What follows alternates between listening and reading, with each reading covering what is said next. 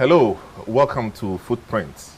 My name is Samuel Atamensa, and today we are going to talk to a very important personality. But let's watch this video. When we come back, we'll be going right to him. Major General Henry Kwami Anyidoho, one of Ghana's most distinguished military officers, was born on the 13th July 1940 at Tanyigbe in the Volta region. He was commissioned into the Ghanaian Army's Signal Corps in 1965. Since then, he has served in various capacities in Ghana's armed forces, including a commanding officer of the Ghana Military Academy and the commander of the Northern Command of the Army. He is a graduate of the U.S. Marine Staff College in Virginia and the Ghana Military Academy. He served in numerous UN peacekeeping missions. During the 1994 Rwandan genocide, General Anyidoho led a Ghanaian contingent which was deployed to serve in the United Nations Assistance Mission for Rwanda under Canadian General Romeo Dallaire. The Ghanaian general and his men are often singled out for praise for their courage and resourcefulness, saving thousands of Tutsis and Hutus from certain death. Major General Anyidoho was also a chairman of the Ghana Telecom Board of Directors for 12 years. One of Ghana's most distinguished military officers, Major General Henry Kwami Anyidoho, tells his story on Footprints now.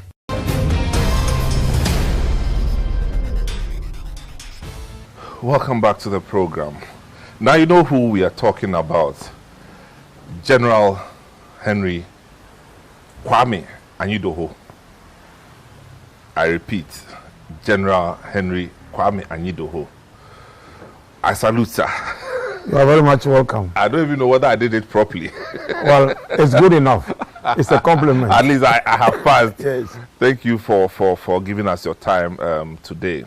And it's a pleasure to really see you face to face. I haven't met you one-on-one, but on television, read about you, you know, and even the glory that you have brought to this country.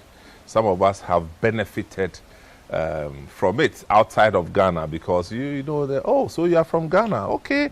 General Anyidoho, yes. I say, yeah, he's my uncle, yeah, you know. Anyway, so Brigadier, Major General. Let me just say, for the purpose of General. Exactly. Yeah. Do you still have some of your uniforms? Yes. Do they fit? Not exactly. But I have a little place in my hometown where I call my heritage. I'm trying to build sort of a museum. Yeah. I call it my heritage. So in my house back in my hometown, there's a room reserved for that where I've hung all the uniforms and the relics I brought from operations. That's good. Yeah, so if you were doing this there, it would be more interesting for you to enter that room and take some few pictures. But that's a cue to Ghana Tourism Authority and the Museums Board. In fact, Ghana Tourism Authority, I mean, this is the General Anyidoho. And I say the General Anyidoho, who you will find in the history books, who you will find in the military books many years after he's gone. And it will be sad for Ghana Tourism Authority and the Museums and Monuments Board not to be part of this project that he's talking about. Because it's a national monument. He sits here alone, but he's an institution. And that's why we should celebrate him. Anyway, we'll come back to that. Okay.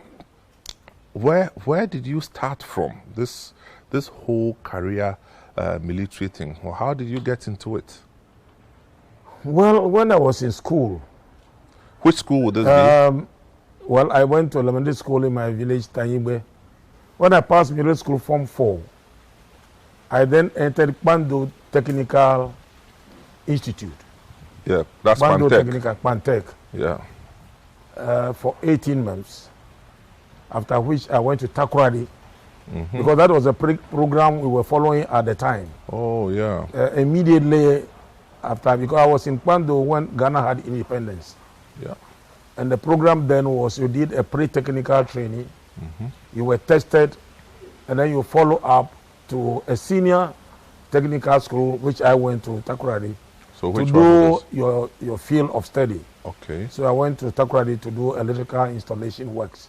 Which institution would this be? Takoradi Technical Institute, which TTI. tend to be Takoradi Poly, now Technical University. Nice. So it was from there that I joined the army. So how was it? How was the experience? Young guy from Tanyigbe, and then all the way to Takoradi, 4-5 hours away from your hometown. Yes, a long journey at that time. But the good thing was that we went with some other colleagues. Okay, it was from a group. the same, exactly. So, and then you met new friends. That's correct. Whom you were to travel on for a long time in life. So, in fact, I found it more interesting than today when the kids are localized. That's correct. So they would have grown up before getting to make friends in life. But I always started from very young ages. True. And, so by the time you were done, did you consider yourself an engineer, a technician? What a was technician. It? A technician. In which Because field? I had the City and Guilds of London Institute. Electrical, mechanical, civil? Electrical. Great. That was what I used to join the... So that's why you went into signals at some point? Signals, exactly. Wow.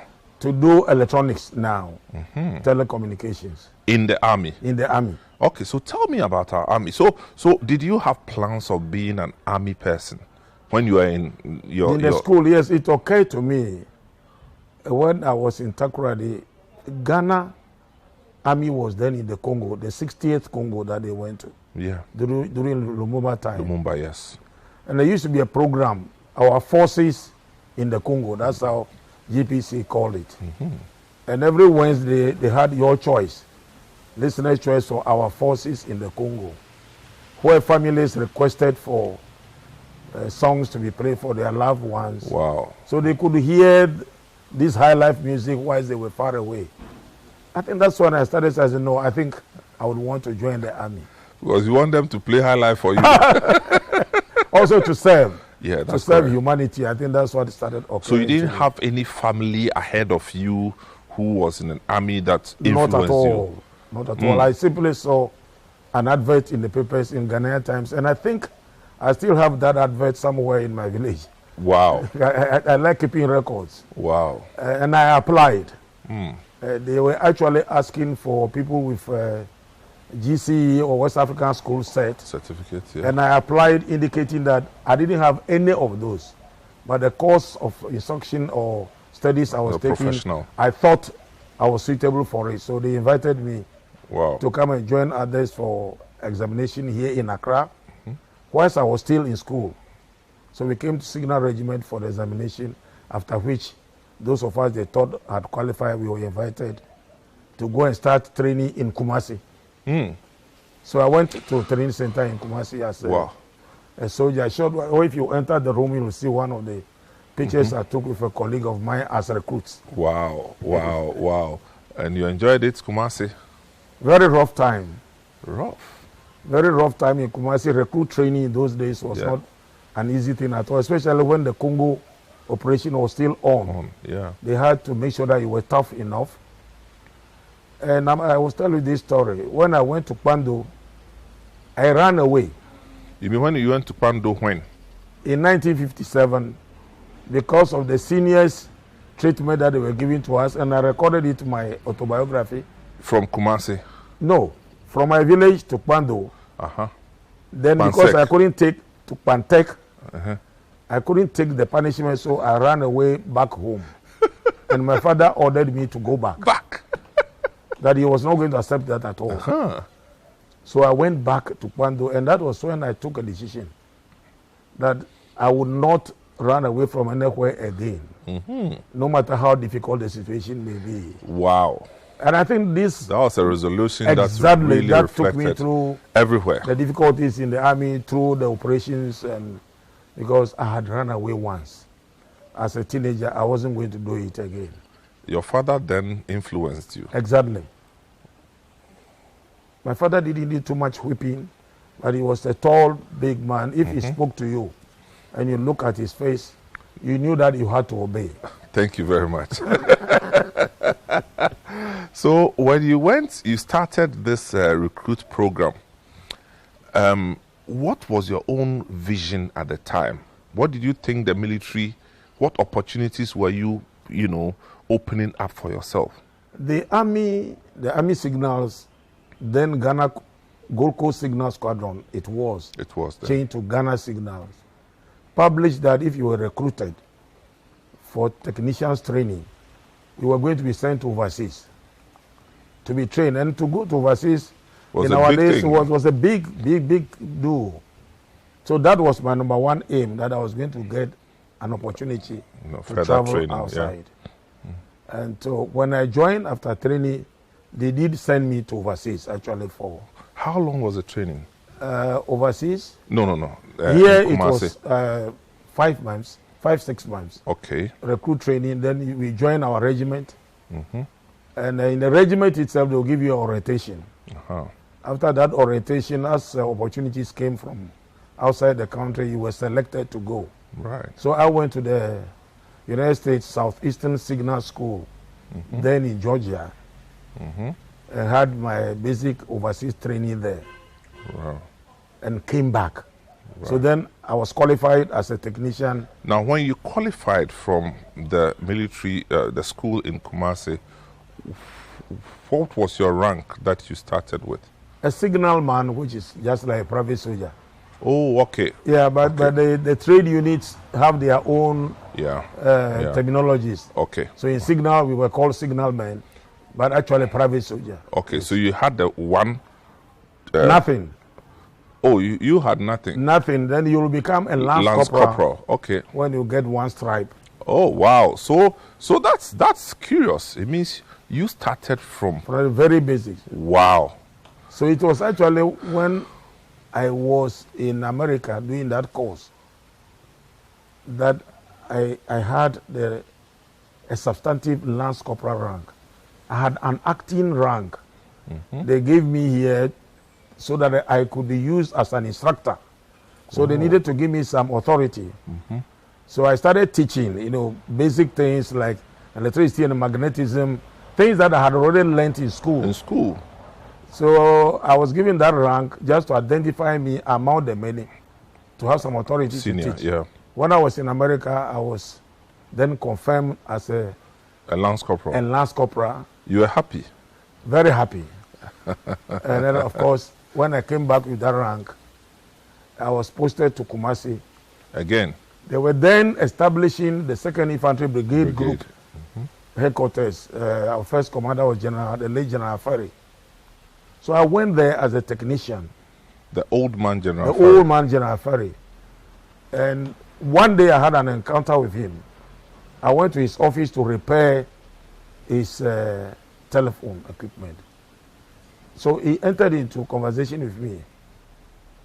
Why should I, as a lance corporal, be in charge of this expensive equipment? Did I have a senior person? Because as a brigade commander, I think he was expecting somebody fairly senior to come and do that job. So I told him that there was nobody senior to me in the signal troop then. I was the one in charge of all the electronic equipment. Then he said, if they knew that you could do it, why don't they give you a rank higher than a lance corporal? If indeed you are looking after all this, they should have given you some. I listened to it as a conversation. Yeah. A brigadier talking to a lance corporal. You could only say yes, sir. I wanted to get away from the office people. But he continued with the investigation, with the questioning, not knowing. He wanted to get something out of me. I later on got to know that the result of that conversation, General Ferry actually called my director of Signal Corps then, Commodore Kwe. And the two of them agreed that I should be given an opportunity to go for officer training. Wow. That was how I was picked, and I finally went to the military academy. Wow. I'm sure this will be, you'll be very excited, but how did your year mates, cohorts take it? Oh, for them, those days we didn't have this kind of... skin pain? No, type of thing, and they were glad. They knew that I had gone to a level higher than most of them were. Yeah. Because I was even then planning to go to UST. Oh, so I was using them as my students in the evenings teaching them so that Wow. I was going back through my That's good. physics That's and good. mathematics books. Yeah, all the calculus and I would say that they respected me. lovely. And so when Remember any of them today? Any of them? everybody has left there, but some of them are alive. But in that group, none of my colleagues earned commission as I did. Yeah. Mm-hmm. There were some other soldiers. Yeah. One Colonel Anyidoho, who unfortunately died last year, was already in the regiment before I went. Mm-hmm. But the two of us went to the military academy together. Yes. Wow. Signal commission people are there from time to time. Mm-hmm. If you ever heard of Brigadier Joe Nifo, one of our officers who unfortunately was killed during one of these upheavals. No, I know Brigadier Nifo. Yes, he was shot in his home. Exactly. Yeah, in his home, yeah. He was also from the Junior Leaders Company, actually.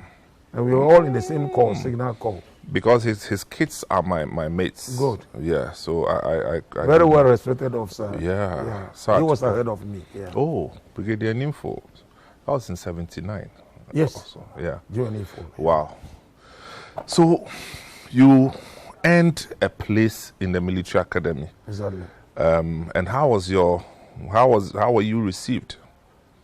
It looked like this boy is favored by the seniors. Well, I wasn't alone. We were put in a group with professionals. Mm-hmm. What I mean is the medical officers, the lawyers. You're a professional. Who already came prepared from civil street. So we were given only 6 months. Mm-hmm. They and the old soldiers had only 6 months training, after which we were commissioned. Mm-hmm. So those from school, secondary school, 6 formers that we went with, that were then doing 2 years. Oh, okay. So we were commissioned ahead of them. Right. But we still know each other today as mates, because we went to the academy together. Mm. So at the end of 6 months, you were commissioned as a full lieutenant. Mm. Which year is this?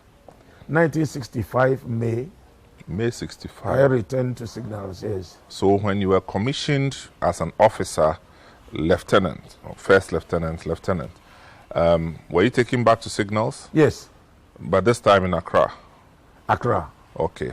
To the regiment. And how did you progress from there? Then I was sent back to my troop, the technical and maintenance troop, where I was as a soldier. This is where, if you are not careful, the difficulty, because the NCOs under whom I had served now suddenly have to pay compliment to me. Heesh. But you see, people were true professionals during that time. I served under one staff sergeant, Akuno, from Latte. Anytime we went there in the mornings as soldiers, he expected us to clean on our own, tidy up your place. And we were 3 soldiers that were... This is after you left the officer's course? No, before. Okay, before. And he was predicting, one day he called the 3 of us, and he said, you see, this one, he will go to places. He was referring to me. Mm. Because he's been doing this cleaning all by himself. The 2 of you always want somebody to force you to... But this one, he will go to places. Wow. He used to say something like that. Yeah. And he was still a staff sergeant when I got commissioned. Mm-hmm. He was so glad to pay compliment to me. Wow. And with all humility, I accepted it and stayed with them. So what it means is that when you went back to this unit, I was accepted as an officer. Exactly. He recognized you with all the compliments. Exactly. It means that when he sees you, he will salute you. Exactly. How did that feel? Well, in the military, it's simple. You salute your senior. So we are talking to General Henry Anyidoho. Now, look, this man is a whole compendium of experiences, and valuable and a wealth of experiences that, we need to create a monument for. And that's why we are speaking with him. But we'll just take a short break. When we come back, we'll be looking at his trajectory within the military, in Ghana, outside of Ghana, and all the various places that he has shown the light. We'll be right back.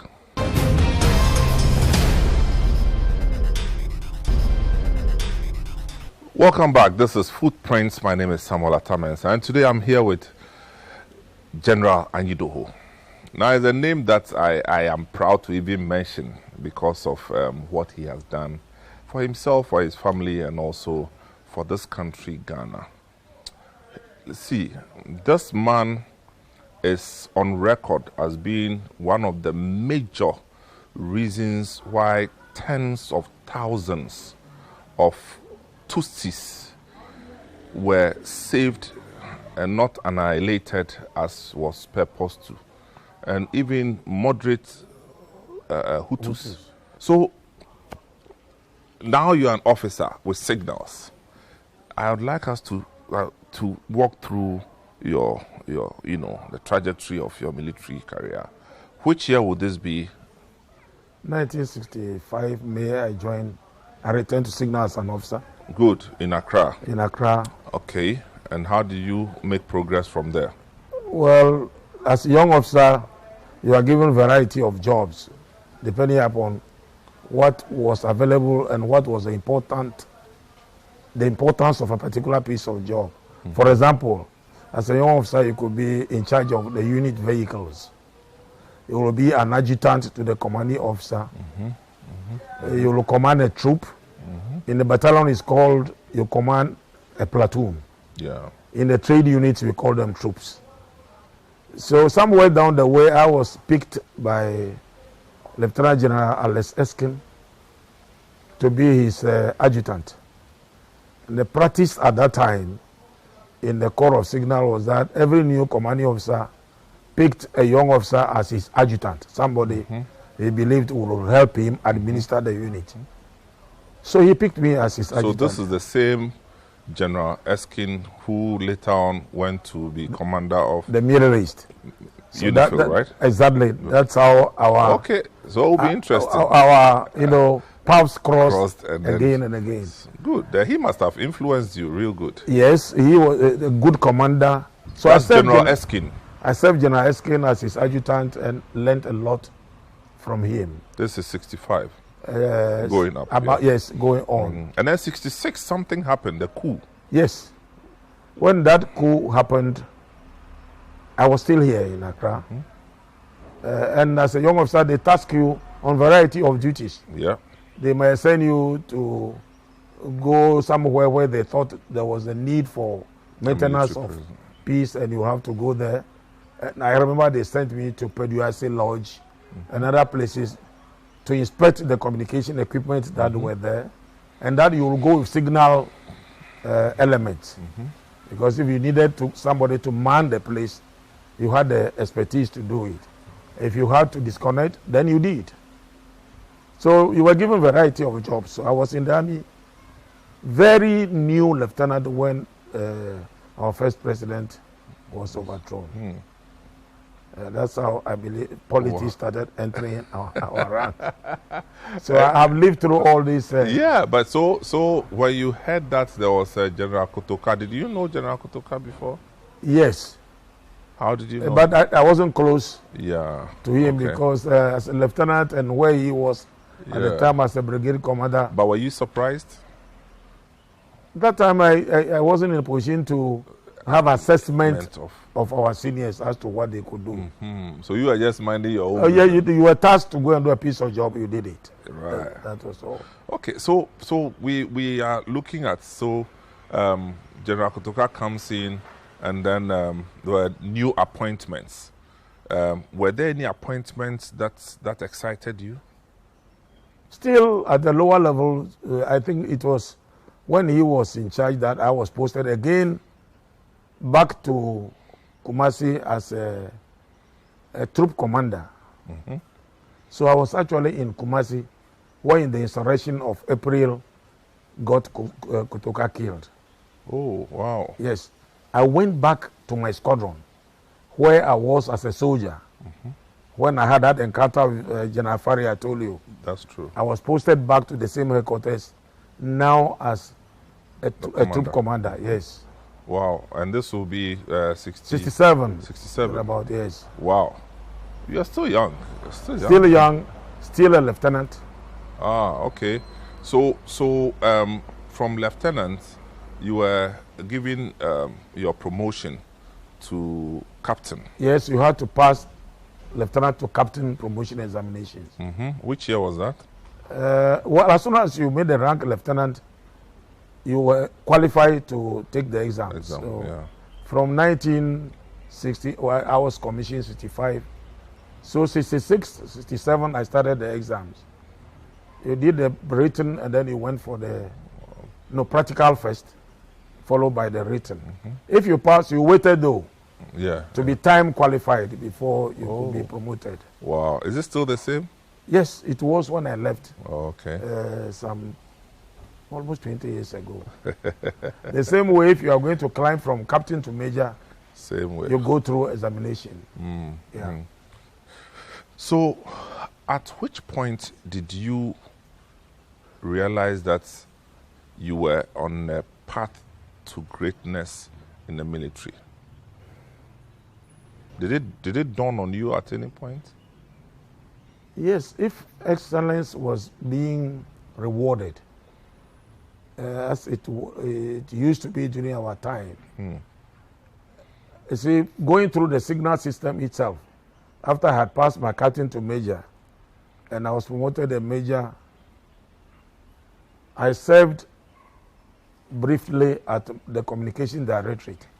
I wasn't in the regiment anymore, but I had gone to the policy making level. Yeah. And then from there, you had to be selected to go to staff college. Wow. We didn't have staff college in Ghana then, but when I was a major, they had just established one. Oh, okay. So we had then what was called the overseas list. Depending upon your performance during the promotion examinations and your confidential reports. Okay. So I was lucky I was on the overseas list. Right.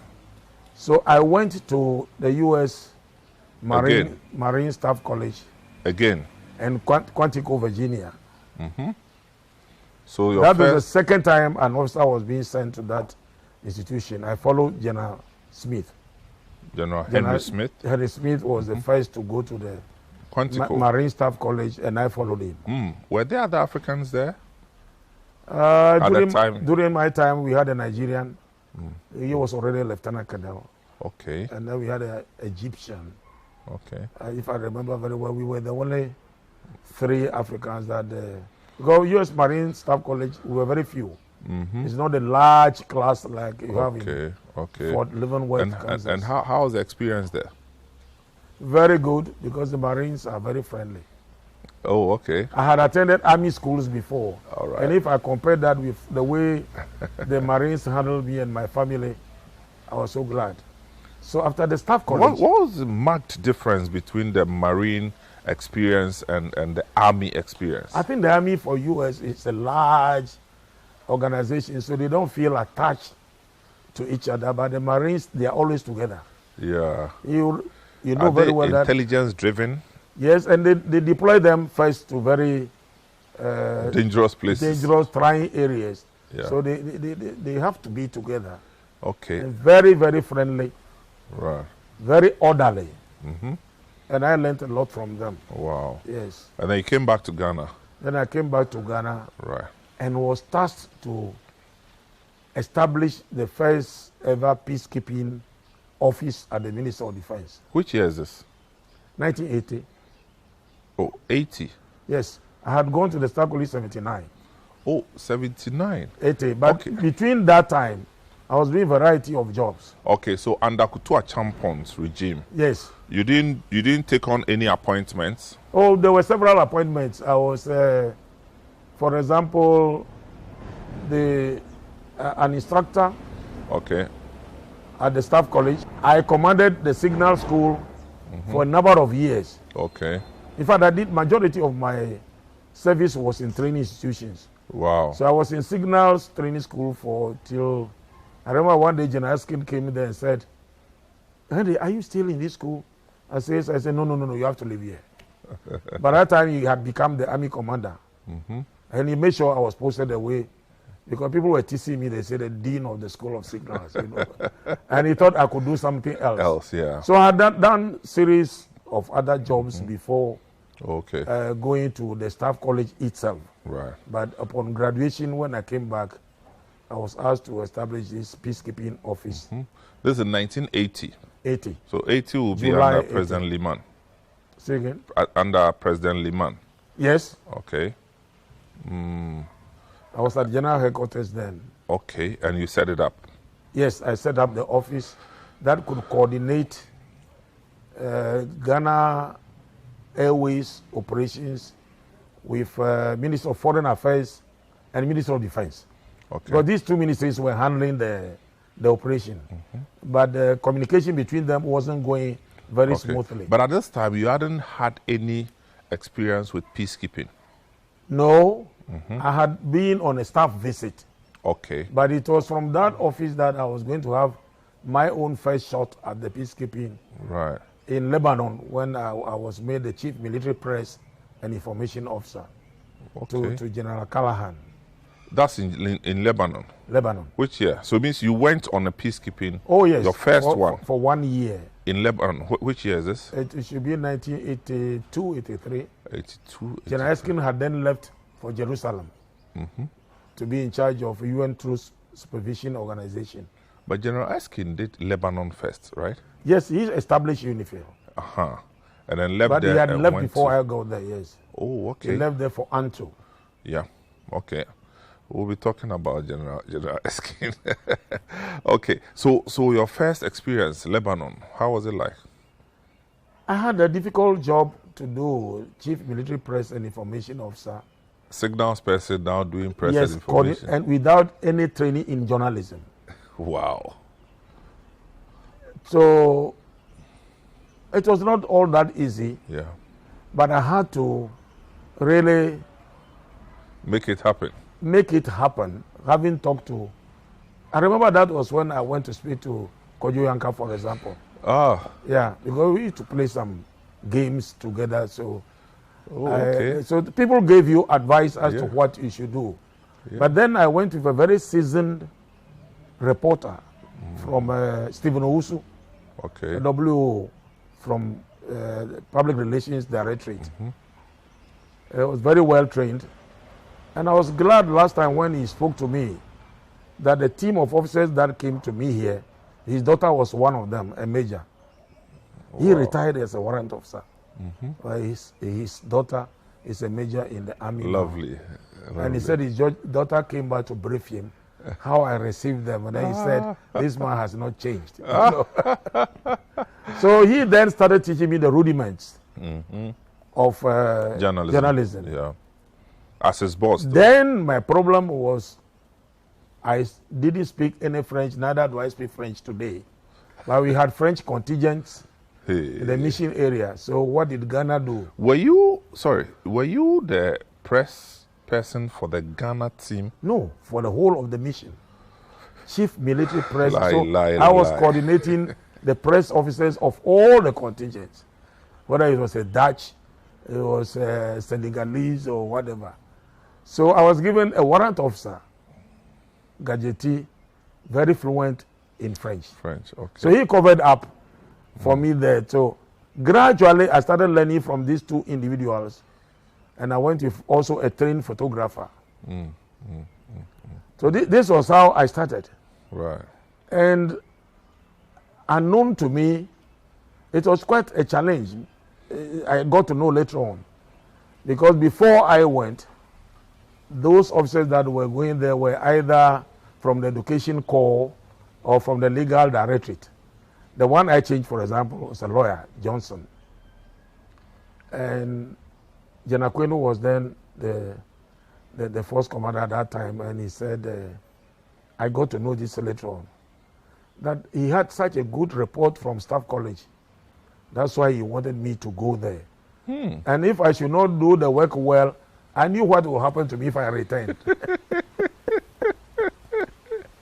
Fortunately, when I got there, the first publication I released, he was the one who sent me congratulatory message. Wow. He said he had noticed a change in the job I did and the previous person that I went to change. So then I started learning and having a great deal of respect for even a piece of newspaper. Yeah. I had since then not played with any page in any newspaper. Because I knew how difficult it was to put things together. Yes. So, you were there for how many years? A year. A year, and then came back to Ghana. Yes. And from Ghana, which areas were you? When I returned to Ghana, then I went back to the staff college to teach. Oh, okay. For some time. And then they brought me from the staff college now to be the director of public relations.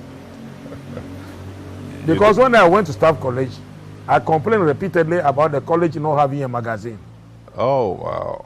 So the commandant just got fed up with me one day and said, Henry, you will make sure that we get the first magazine at the end of this year's graduation. Wow. So I had to put up my own team together. So I picked the students as I knew them. Thank God some of them even left as chiefs of defense staff. Peter Blay, for example. Wow. So I made my own team. And with the help of many others, we were able to release the magazine on the graduation day. Wow. So that's how Staff College started having the magazine. Its annual magazine. So the interest continued from there. But they brought me from there. It was from there that actually I came to the public relations. Then public relations sent me now back to Ghana Military Academy as the commanding officer. Oh, okay. So one of my friends said, Henry, what's happening to your profession? Signals. They brought you to... The signals are dying. To communicate, to the directorate as director of public relations, which was a full rank appointment. Now you are going back to Ghana Military Academy as a commanding officer at the rank of a lieutenant colonel. So which is which? A close friend of mine asked me. I looked at him and I said, you know, I'm sure nobody will send any officer to military academy that is not sure of. I had always anticipated that one day I would command military academy so that I train my own officers the way I would want them to behave. So for me, it was a welcome idea. So which year would this be? In the 80s, right? Yes, in the 80s. I think 85, 6. Yes, thereabout. Okay. So I went gladly. The appointment of the commanding officer of the military academy was upgraded. So I was the first person to wear the rank of a full colonel. Wow. As a commanding officer. So by the time your appointment came, you had been... exactly. Nice. And the officers I trained, God being so good, are doing so well. Because almost all of them have attained the rank of brigadier general now. Oh, lovely. Yeah. Wow. So that was how... So it was from the military academy as a commanding officer that I came to general headquarters. Yeah. Took on first Director General Logistics, which is completely out of my way as a signal officer. But the discipline was there. Then I was moved from there to operations and plans. It was when I was at operations and plans that we mounted, no, when I was logistics, we mounted ECOMOG. Yeah. Operations and plans, then we mounted Cambodia. And from there, I went to Rwanda, this whole Rwanda case. Okay, so let me come back. Yeah. You know, we will take it one after the other. Yes. And this time, you are talking about 88, 89, thereabouts, exactly. into the 90s. So, people, you are watching Footprint, and this is General Anyidoho. We'll be right back. Welcome back to the program. It's Footprint on City TV. And my guest today is General Anyidoho. You know, I like to mention the name with vim because he was a strong soldier. And so now we're talking about the whole sounds of ECOMOG. Now, so tell us your own recollections of what brought the need for ECOMOG. Okay. I had gone on management course in America. The day I came back, I went to report to General Mesa Wood who was then the general officer commanding. So I was one of his principal staff officers. And he said, Henry, you are welcome back, but you know, we are mounting an operation, we are going to Liberia, so I'm sorry, you will not have any days off. So you just get back to your office tomorrow morning. We are going to hold the first meeting. That was it. That was it. So no disembarkation leave. Following morning, I went to his office with 2 other principal staff officers, my colleague, Brigadier General Gbeve, who passed away, and Major General Charles Okai. Unfortunately, he's also passed away. And he told us, this was the way he put it, gentlemen, we are going to mount a live operation of our time. Whoa. And I want you to go and prepare instructions for me to issue out to the 3 services. He was the boss. So when that was it. It was as simple as that. We are mounting an operation. Of course, he told us the decisions that they had taken. So the 3 of us went back and wrote an instruction for him. So this is instruction meaning that the modus. Yes, he is going to task the Army, Air Force, and Navy to go and do a piece of job somewhere. It's an operational instruction. Okay. At this time, did you know that it was to do with Liberia? Oh, yes. He gave Okay. us the background. Well, the news was in the air. Yeah, that there was a civil. Exactly. So we went and prepared the instructions for him. He went through and felt satisfied with what we wrote. He was somebody who didn't like complicated writing, something very simple, Straight for people to the point. be able to operate. So that was issued to the Army, Air Force, and Navy. Army, of course, playing the lead role. But I must say that it's the only operation, or it was the only operation during my service time, in which the 3 services went into action Together. at the same time. And I've been encouraging people to write about this because I think it's an important part of our history. I don't think anybody else. Colonel Abuaji did some writing on it, but that was much later. But the 1980 operation which we carried out. So, having written that instruction to the Army commander, At this point, we had not started No. the intervention. Okay. so we were now going to prepare. The Army commander was told that he will have a piece of job to do. He will then pick the unit that is going to go.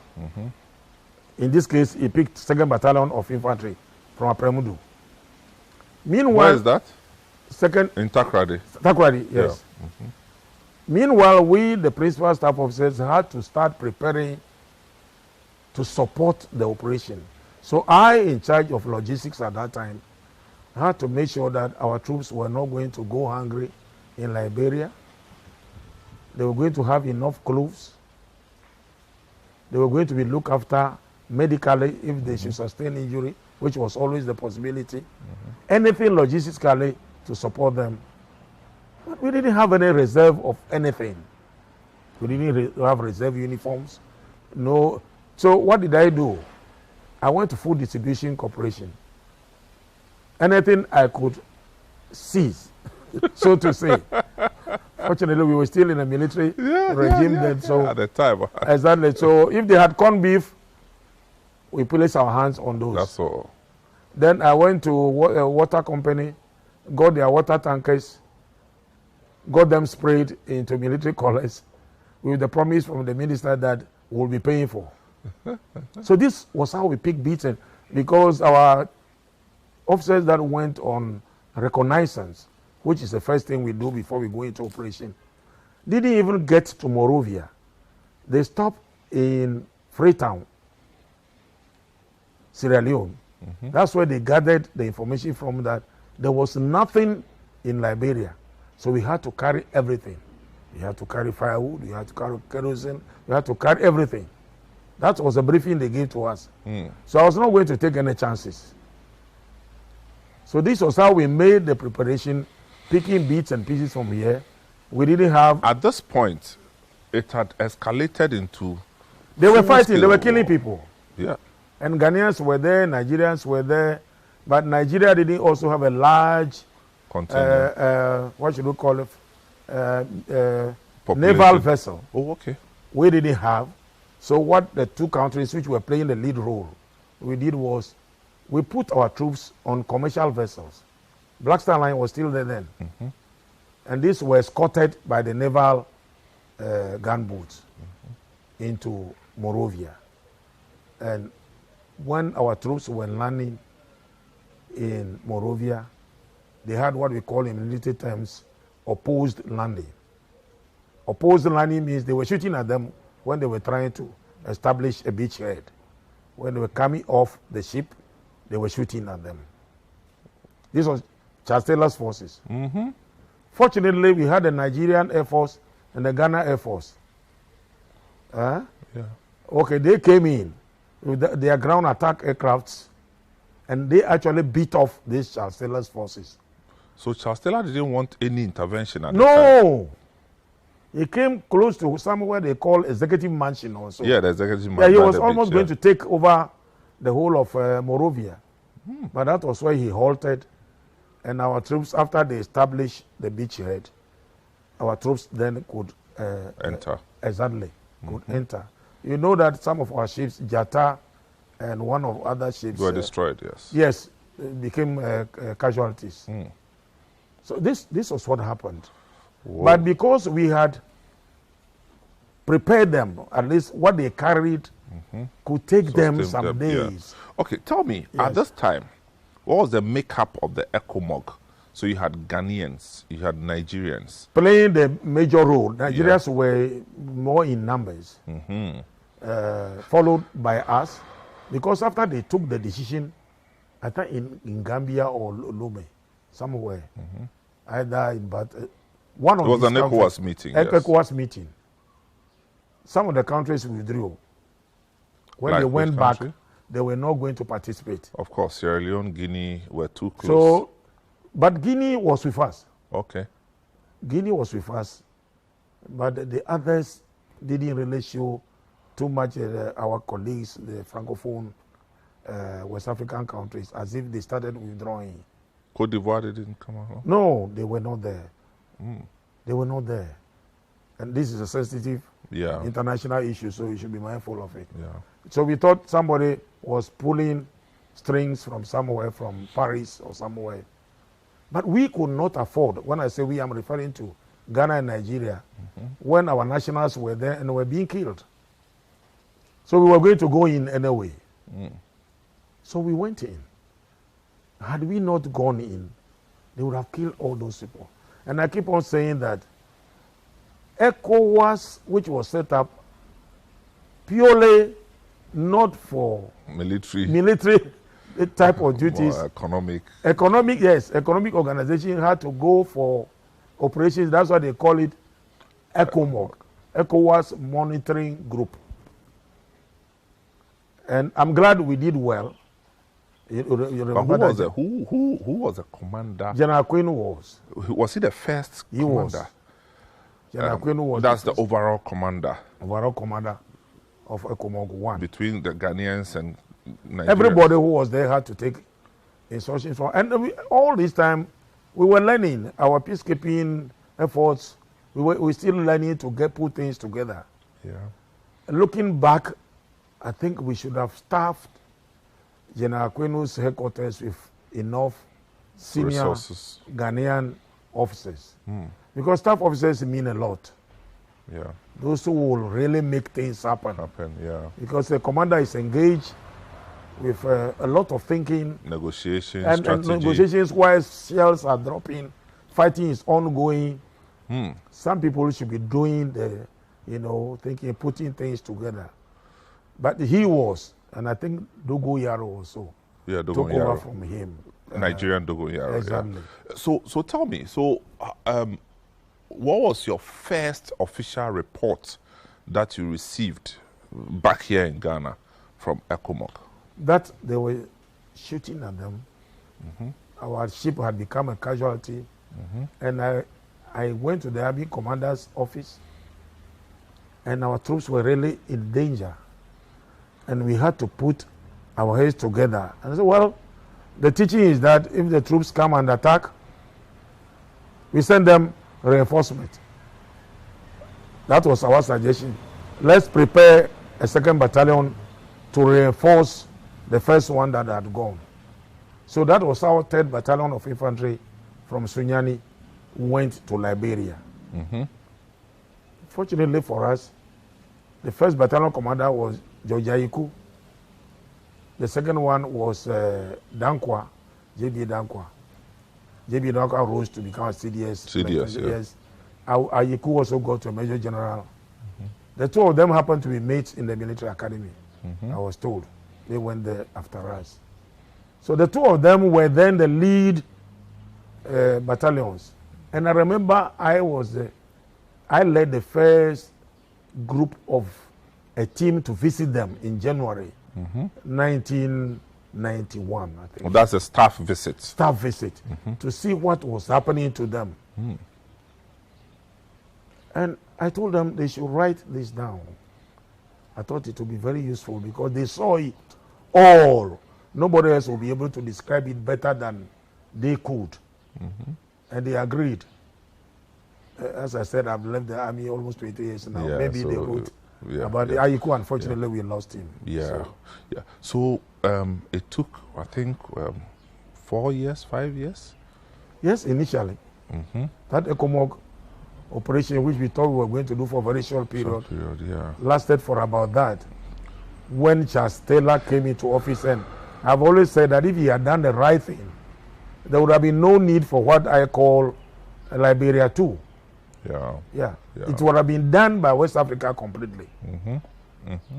Now, tell me, in military terms, would you consider that first effort at our intervention in Liberia a success? Yes. Success? For me, I think it was because it was something we tried. Like the general said, this is the first live operation we are going to be mounting by ourselves. So in fact, what he did was he called Ewa, Colonel Ewa. I don't know if you heard of Colonel Ewa before. Colonel Ewa, one of the old, was here and Sani Thomas and others were the very, very senior ones, way ahead of us. Oh, Ewa, EWA. He served at President Rawlins's some commission, something. Yeah, no, at his headquarters. Ewa. Okay, no, not the name. He called him to come and brief us what they did when they were preparing to go to the Congo. All right. So after he finished talking to the staff officers and the late General Mesa Wood, Mesa Wood said, gentlemen, I think we are doing even better. Your preparation is better than what they did. So let's just go ahead. He gave us that encouragement. I think it was a success because with all the difficulties, logistically particular, logistics is the prime mover of every operation. If you don't have it, you are dead. Okay. And so we didn't have it. Quickly, so at the time, who were the protagonists? Who are you dealing with? Charles Taylor? Charles Taylor being the principal one, but he had all the rogue elements of... you know, at the time, Charles Taylor and Johnson were together before they split. But there was a split. Yes. Prince Yomi Johnson. There were other renegade elements of the armed forces. You remember when even the president was killed? Sadly killed Samuel Doe. Samuel Doe, yeah. Yeah. So his own forces also were not all that loyal to him. So there were too many forces, but I was not there. Yeah, of course. Yeah, after we mounted the force, they left. We were back here monitoring what was happening in Liberia. Well, so in the words of General Anyidoho, it's he considers the ECOMOG efforts in Liberia as fairly successful, given what they knew and the complexities of the issues that played out in Liberia. You know, I think from a layman's view, the management of the issue, the case kept on changing its form. You know, first it was Charles Taylor versus Samuel Doe, and then he kills Samuel Doe, and then it splits up into something Prince Yomi Johnson also goes Yes. on the street, and then later you had all sorts of people coming in. That's what normally happens in conflict zones. Yeah, they break into various factions. Yeah. Everybody trying to assert its own authority, and total chaos. That's what the situation was. That's why I'm saying that I think we did well, because that's So how about the casualties? casualties on part of Ghana. I think they Ghana. are in our books. We did suffer some. In fact, that initial hit of our ship, we lost 4. How many? 4. 4 2 people. officers, 2 ratings. Wow. Even before they got on. Oh yes, that was as they approached Liberia, and subsequently we lost quite a few. Few. Yeah. The records are there in the military books. Whoa. Then we remember that same ECOMOG moved to Sierra Leone. Yes. Yeah. That's later on, but we'll be talking about Quite that. recently we Yeah. sacked Yaya Jammeh also. People, I think this is where we bring close to this conversation for this episode. We'll be spending time with General Anyidoho again another time. But thank you for watching Footprint. My name is Samuel Atamensa. Have a good day.